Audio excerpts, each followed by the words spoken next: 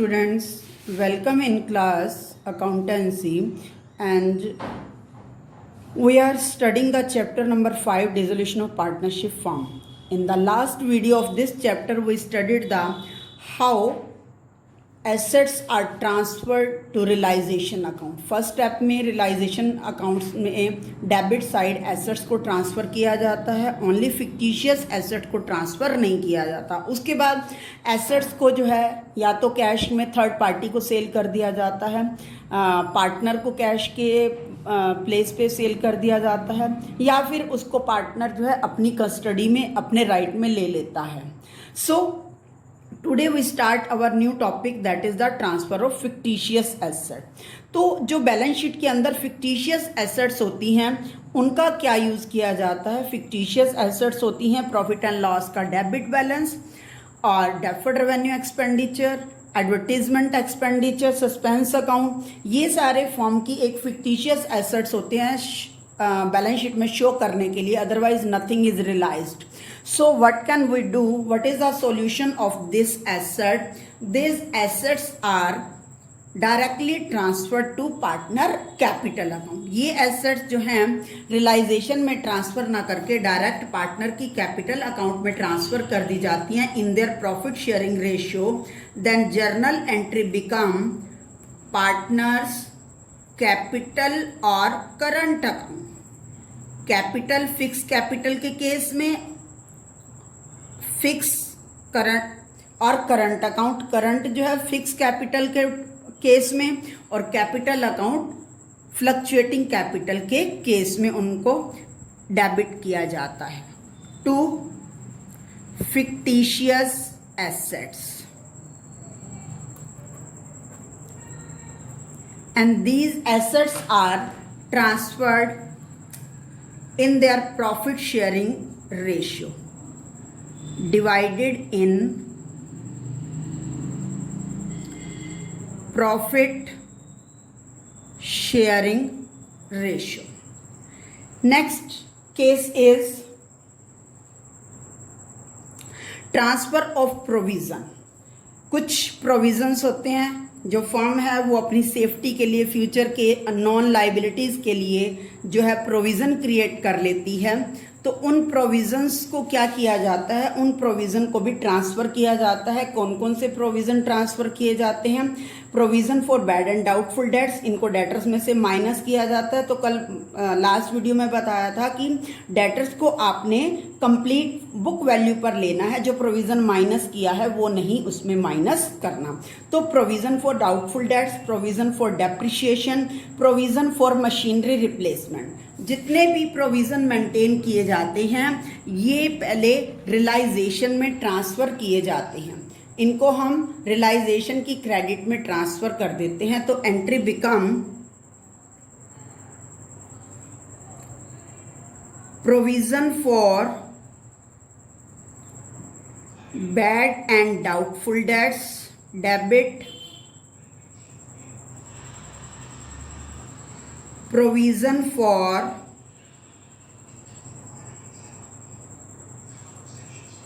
depreciation account debit, and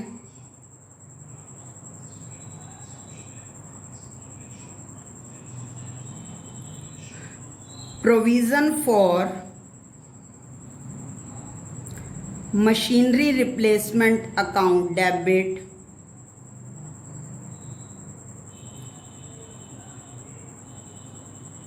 to realisation account. जितने भी ये प्रोविज़न हैं ये रियलाइजेशन की क्रेडिट में ट्रांसफ़र कर दिए जाते हैं, लेकिन इनके लिए पेमेंट जो होती है वो नथिंग होती है, ज़ीरो. इसको पेड नहीं किया जाता, सिर्फ इनको ट्रांसफ़र किया जाता है रियलाइजेशन की क्रेडिट में. Next topic transfer of third party outside liabilities या एक्सटर्नल लाइबिलिटीज़. जो थर्ड पार्टी के लोन होते हैं आउटसाइड लाइबिलिटीज़, इनको हम ट्रांसफ़र करते हैं पहले रियलाइजेशन की credit side, and after that these are paid. So first of all we transfer in realisation account, then entry become all liabilities account debit, जितनी भी लाइबिलिटीज होंगी उनको हम डेबिट कर देंगे For example, in this balance sheet, here liabilities is given creditors Mrs. Sham loan. Here partner is Sham, Mrs. Sham is not a partner, so it is third party loan, reserve, Madhav loan and capitals, and after that Sham current account. Here only outside liabilities are only these two, creditors and Mrs. Sham loan. We transfer to the realization account credit side, and journal entry become creditors account debit. Next, Mrs. Sham loan account debit. अगर यहाँ balance sheet में कोई और भी third party की liabilities given होगी, for example outstanding expenses, unearned income, and after that bank loan, bank overdraft, these all are transferred to realization account in credit side.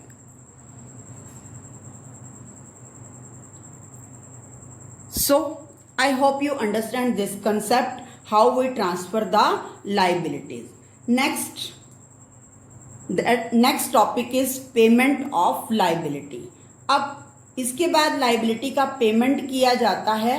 अब ये liability का payment, for example, bank loan of rupees 3 lakh was paid along with interest of 21,000. यहाँ पर उसने payment के बारे में बताया है कि बैंक लोन जो है 3 लाख रुपीस का था और इसको हमने अलॉन्ग विथ 21,000 के इंटरेस्ट के साथ पे किया जाएगा. Then it is debited to realisation account because bank balance of firm is decrease.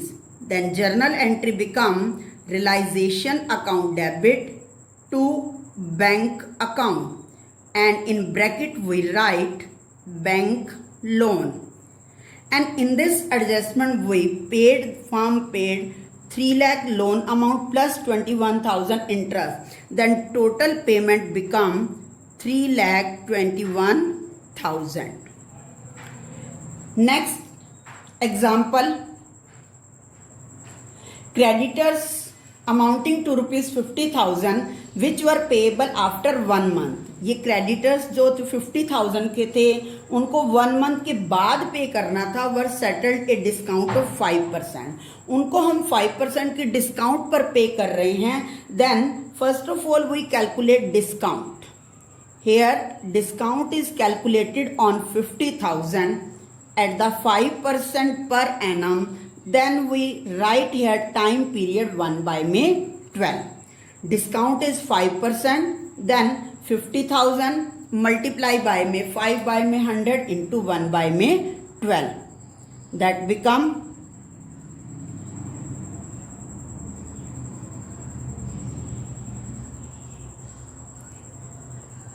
209 rupees. So we subtract from the creditors amount and journal entry become realization account debit 49,791 rupees. 209 यहाँ से minus कर देंगे क्योंकि ये हमारे को discount मिल रहा है 1 मंथ का. Realisation account debit 49,791 to bank account and in bracket we write here creditors.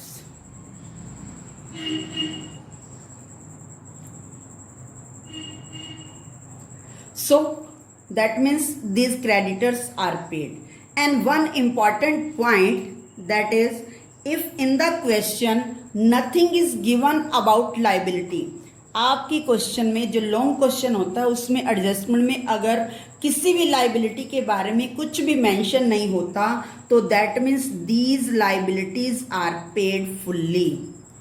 Nothing is given about liability, then it is paid fully.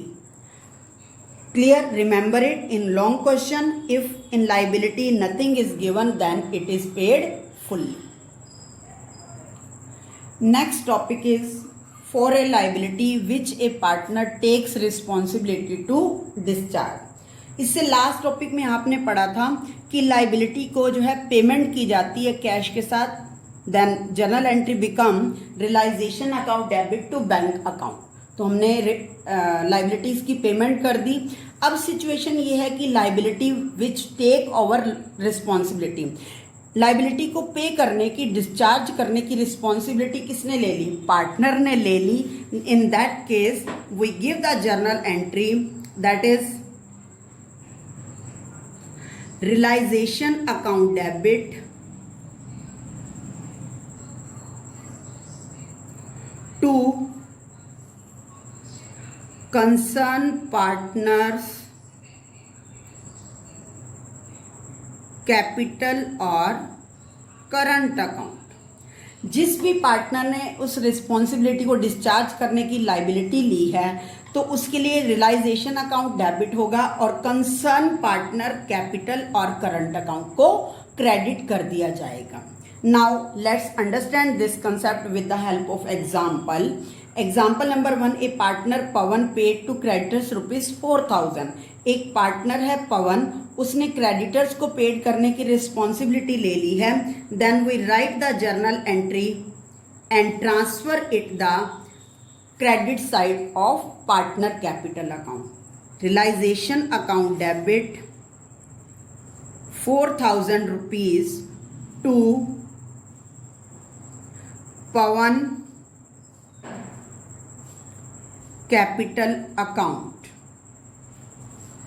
So next example, balance sheet of the firm showed a loan of ₹10,000 given by C brothers Ram। यहाँ पर balance sheet में एक loan है 10,000 rupees का। वो loan किसने दिया हुआ है? सी ब्रदर, एंड सी ब्रदर का नेम क्या है? राम। राम जो है वो सी का ब्रदर है, उसने 10,000 का लोन गिवन कर रखा है फर्म को, and C agreed to pay his brother loan. जो सी है उसने एग्रीड कर लिया कि I will pay the my brother loan. Then journal entry become realisation account debit ₹10,000 to C capital account 10,000। तो रिमेंबर इट कि when any asset is taken by partner, जब कोई एसेट जो है वो पार्टनर लेता है तो वो पार्टनर की कैपिटल में डेबिट हो जाता है। Asset taken by partner debited to his capital account, and any liability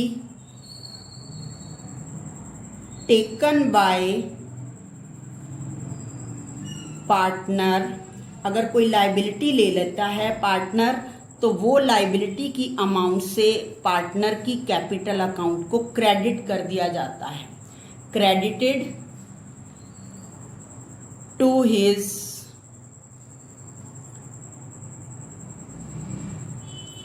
capital account. And second important thing is that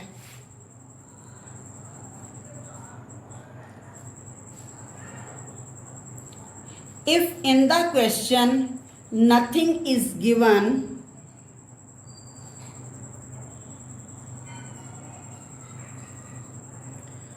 about asset, then its realized value 0. That means nothing. Question में जो long question होता है उसमें अगर आपके asset के बारे में कुछ भी डिस्क्राइब नहीं कर रखा तो आप ये मानना कि उस एसेट्स से जो मनी रियलाइज्ड है वो 0 है, ठीक है। And if nothing is given about liability, और क्वेश्चन में आपको लाइबिलिटी के बारे में नथिंग इज गिवन, कोई एक्सप्लेनेशन नहीं दे रखा, कोई एडजस्टमेंट में उसकी बात नहीं की गई. Nothing is given about liability, then it paid fully. कोई डिस्काउंट नहीं है, कोई डिडक्शन नहीं है, और वो लाइबिलिटी जो होगी वो फुल्ली पे की जाएगी. Always remember this controversy concept on assets and liability. If regarding asset nothing is given, then its realized value is 0, and if nothing given about liability, then it is paid fully. So I hope you understand all this concept discussed in the video. You practice of these concept and solve the example number 1, 2 and 3. Thank you. Have a nice day.